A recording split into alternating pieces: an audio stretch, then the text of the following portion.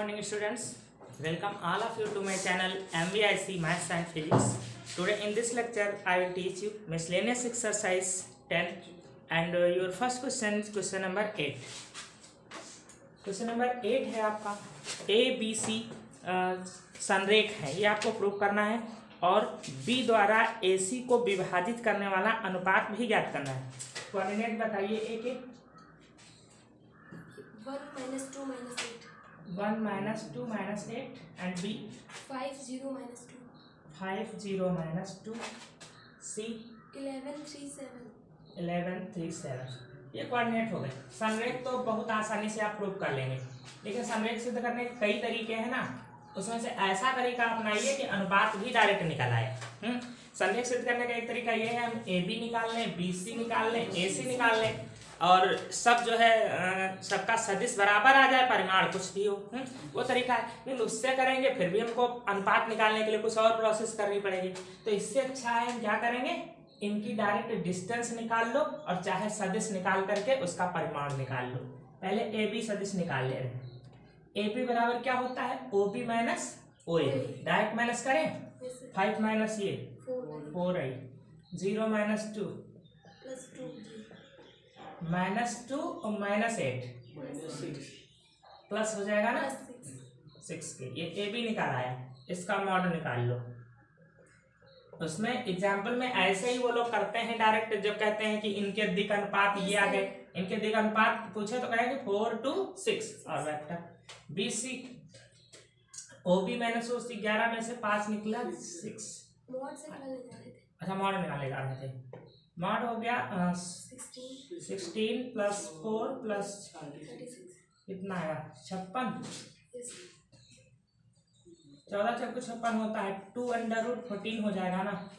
ऐसे ही BC का vector निकलेगा 6i plus 3j plus 9k। ये समझ पा रहे हैं? इसमें इसको 3 से 0 हटाए, 7 से -2 किया, डायरेक्ट निकल रहा है। इसमें से 3 तो पहले ही कॉमन हो रहा है, नहीं 36 9 81, इसमें से कॉमन क्या हो जाएगा, 9 कॉमन हो जाएगा ना, 9 का 3 कॉमन हो गया, यहाँ पर क्या बचा 4 1 9, 3√14 हो गया। अब AC निकाल लीजिए, AC वेक्टर निकलेगा OC माइनस OA, ये मान लीजिए OA दिए हैं, ये OB है, ये OC वेक्टर 11 माइनस 1 ये हो गया 10i, 3 minus 2 5j, 7 minus 8 15k। अब मॉड ऑफ AC निकालिए, ये निकला है मॉड ऑफ BC, ये mod of AC equal to ये निकलेगा कितना, कुछ कॉमन ऐसे नहीं होगा, 11 1 2 1 25 और 225, ये कितना बनेगा 225 और 25 250 350 और 371 371। ये अवश्य ही वर्गमूल बनेगा किसी न किसी संख्या का।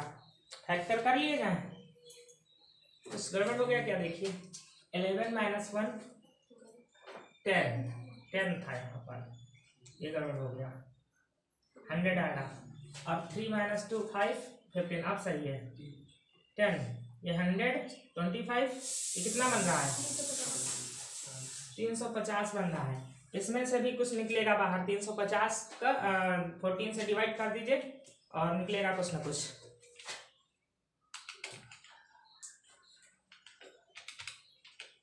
निकलेगा 5√14।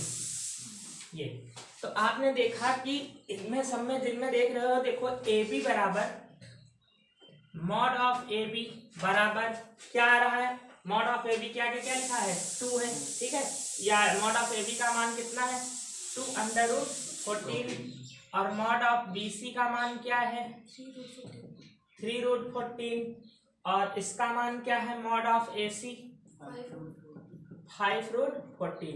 रूल क्या होता है संरेख सिद्ध करने का कि नहीं, दो का योगफल तीसरे के बराबर आ जाए। अगर AB और BC का योगफल AC के बराबर है तो संरेख है। तो आप यहाँ पर देख रहे हो AC का जो मॉड है ये बराबर है mod of AB plus mod of BC। बस कह देंगे अतः ABC संरेख है। एक तरीका बताए थे ना कि दो का योगफल तीसरे के, अगर ये थोड़े से भी एंगल पर झुके होते तो AB और BC का योगफल AC के बराबर कभी नहीं होगा। ये अगर 180 अंश पर झुके हैं तभी ऐसा हो सकता है, जब संरेख है तभी ऐसा हो सकता है। अब अनुपात भी तुमको निकालना है कि B को किस अनुपात में डिवाइड करेगा, तो AB अपान BC कर दो, बस अनुपात निकल आएगा। AB अनुपात BC। AB का मान है mod of AB, mod of AB ये 2√15 और BC है 3√14। ये कट जाएगा, अनुपात आ गया 2:3। तो इस मेथड को इसलिए हमने अपनाया कि अनुपात भी डायरेक्ट निकल आएगा। अन्यथा संरेख के लिए हम क्या कर सकते थे, वेक्टर निकाल करके हम कंपेयर कर देते कि AB बराबर 2 लैम्डा व 3 लैम्डा 5 लैम्डा, ऐसे हम कर देते। तो ये भी एक तरीका संरेख का है। क्वेश्चन नंबर 9 देखिए, ये बेस्ड है MN प्रमेय पर और बाह्यता विभाजन पर आधारित है। देखो बाह्य विभाजन मीन्स यहाँ पर ये एक सदिश दिया हुआ है OA, ये A मान लीजिए, ये OB सदिश आपको दे रखा है और ये R जो है इसको बाह्यता विभाजित कर रहा है M/N में। तो M अनुपात आपका ये वाला हो गया, बड़ा वाला जो होगा वही तो अनुपात M होगा। तो यहाँ पर क्या हो जाएगा 2 अनुपात ये वाला हो गया और N अनुपात जो इधर होगा बाहर की ओर डॉटेड लाइन पे दिखाया है तो ये 1 हो जाएगा, क्योंकि अनुपात आपको उसमें 2:1 दे रखा है। आपके क्वेश्चन में जो अनुपात है वो दे रखा है 1:2 दे रखा है, लेकिन 1 होगा कौन सा, यही छोटा वाला तो होगा और 2 बड़ा वाला अनुपात होगा। तो यहाँ से ये MN प्रमेय होती है कि जब हमको OR निकालना है तो हम M बड़ा वाला अनुपात जो लेंगे वो लेंगे हम ये जो बीच में वेक्टर है इसके साथ। बस ये ध्यान रखिए, बड़ा वाला अनुपात बीच के वेक्टर के साथ लेंगे। बाह्यता विभाजन में कंफ्यूजन होगा, अंतः में ऐसा कुछ नहीं होगा। और ये जब वेक्टर लेंगे तो इसके साथ इधर का अनुपात लेंगे। तो ऐसे यहाँ पर हम फार्मूला लगाए कौन सा, OP बराबर अगर हम फार्मूला लगाते हैं तो जब बड़ा वाला हम अनुपात लेंगे उसके साथ कौन सा वेक्टर लेंगे, बीच वाला, नहीं OR निकालना है। तो बड़ा वाला वेक्टर जब 2 लेंगे तो इसके साथ लेंगे OP और माइनस करेंगे, जब ये अनुपात लेंगे उसके साथ लेंगे OQ, 1 के साथ OQ अपान में हो जाएगा 2 - 1। आप ये समझ पाए हैं, इसको जरा थ्योरम को सही समझ लीजिएगा। अब ये हो जाएगा OR बराबर ये 2, यहाँ पर 1 बचेगा, 2 OP का मान दिया हुआ है 2A प्लस B और -1 OQ है A - 3B अपान में कुछ नहीं बचा, 1 बचा हुआ है। ये हो जाएगा 4A plus 2B minus A और प्लस का 3B। तो ये यहाँ से आ जा रहा है 3A और प्लस का 5B। ये OR निकल रहा है 3A प्लस का 5B। अब देखिए ये भी सिद्ध करना है कि ये जो P है ये QR का मध्य बिंदु है। तो कई प्रकार से कर सकते हैं आप, इसका परिमाण निकालने वो बराबर आ जाए, या यही MN प्रमेय लगा सकते हो कि इसका और इसका मध्य बिंदु निकालें वो किसके बराबर आ जाए, P के। तो QR के मध्य बिंदु का सदिश, मध्य बिंदु का हम सदिश निकाल रहे हैं। मध्य बिंदु का सदिश जब हम निकालेंगे कि कौन सा, ये OP ही निकलना चाहिए, OP के बराबर। तो कैसे निकलेगा, ये वेक्टर प्लस ये वेक्टर बाई 2, तो हो जाएगा OR प्लस OQ अपॉन 2, ऐसे निकलेगा मध्य बिंदु का निर्देशांक। तो OR आपका ये निकला है 3A plus 5B plus OQ है आपका A - 3B अपॉन 2। अब ये वेक्टर आपका कौन सा होना चाहिए, P। अगर P आ जाता है तो इसका मतलब P मध्य बिंदु, हमने इनका और इनका मध्य बिंदु निकाला है। तो ये 3 और ये A 4A हो जाएगा और 5 से माइनस A हो जाएगा तो कितना आ जाएगा, 2B हो जाएगा। अपान में 2 करोगे तो ये आ गया 2A प्लस B, जो कि किसके बराबर है, OP वेक्टर के। इसलिए P इसका Q और R का मध्य बिंदु है, ऐसे कह सकते हैं। नाउ क्वेश्चन नंबर 11 देखिए, अगर ओ एक्स, ये ओ एक्स हो गया, एक्स अक्ष हो गया, ओ वाई और ओ जेड, इन अक्षों से कोई सदिश बराबर कोण पर झुका हुआ है, यहाँ भी अल्फा मान लीजिए, वाई से भी अल्फा कोण बन रहा है और जेड से भी अल्फा कोण बन रहा है, तो सिद्ध करना है कि उनकी दिक् कोचें जो होंगी वो यही होंगी, तो सबकी एक समान आएगी। हम मान ले रहे हैं कि माना सभी अक्षों से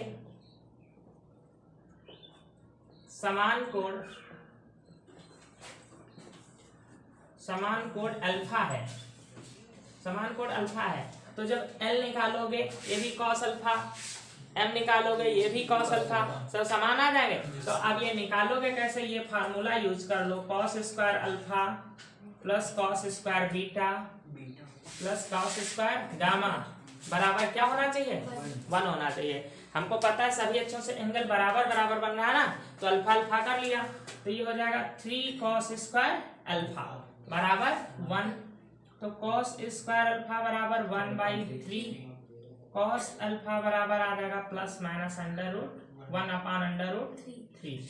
तो इसका मतलब है सभी कॉस अल्फा है, एल भी यही, एम भी यही, एन भी यही हो जाएगा, तो इसका मतलब जो दिक्कतें होंगी सबकी यही आ जाएंगी, प्लस माइनस अंडर√3, ये एल एम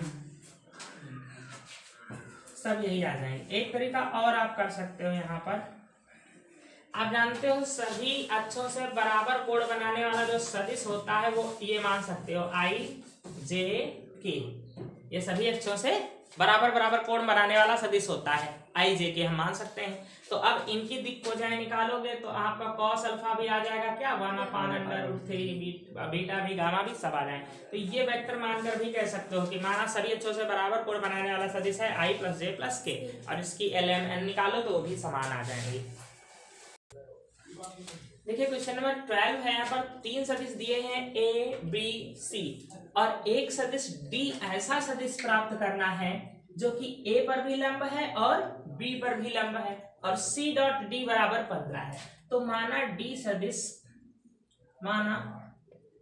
सदिश या ऐसे आप लिख लो, माना डी वेक्टर बराबर है a1i या abc कर लेते हैं यहाँ पर, तो ए बी वेक्टर ये लिखे है ना, तो ai plus bj plus ck, माना डी सदिश हमारा ये है, ठीक। अब अगर हमको abc के मान निकालना यहाँ पर रख दे, बस डी सदिश हमको प्राप्त हो जाएगा।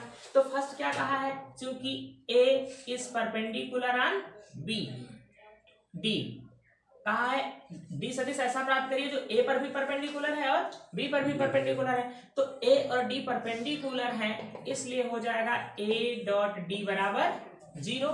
तो a डॉट डी निकाल लीजिए, ये आपका a है और ये d है, डायरेक्ट निकालिए डॉट प्रोडक्ट, तो क्या आएगा a 4b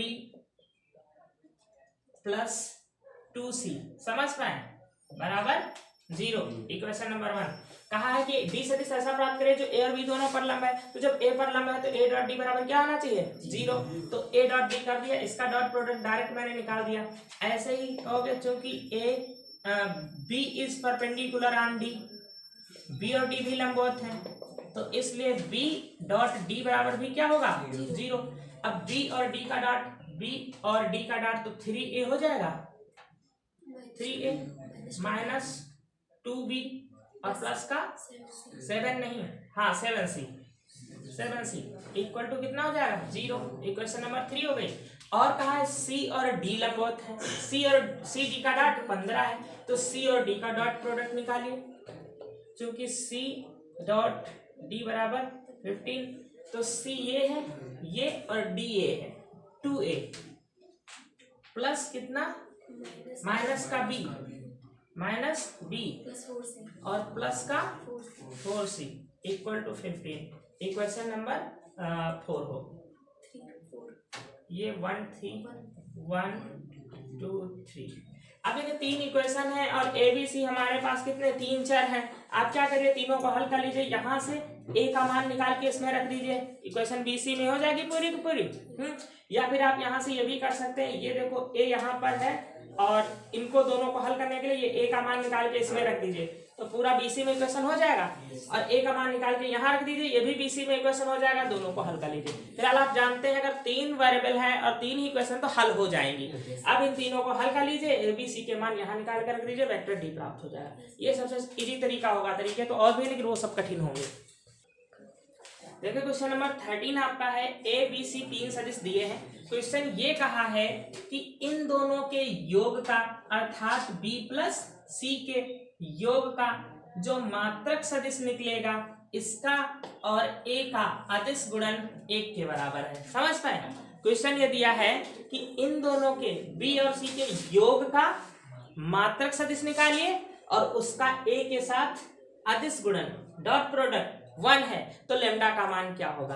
तो ये कैप समझ पा रहे हैं, हमने कैप लगाया है बी और सी पूरे पर, ठीक है। तो बी और सी पहले निकालें, बी प्लस सी कितना हो जाएगा देखिए 2 लैम्डा आई, 2 प्लस लैम्डा आई, डायरेक्ट करें 2 प्लस लैम्डा आई, ये निकला बी सी। चलो अलग निकालो बी से पहले, बी प्लस सी बराबर ये हो जाएगा 2 plus lambda i plus 6j, lambda के एक ही जगह था -2 के। ये a प्लस बी निकाला, इसको हम मान ले रहे हैं, ए और सी निकाला, इसको हम d मान ले रहे हैं वेक्टर, क्योंकि d वेक्टर d कैप।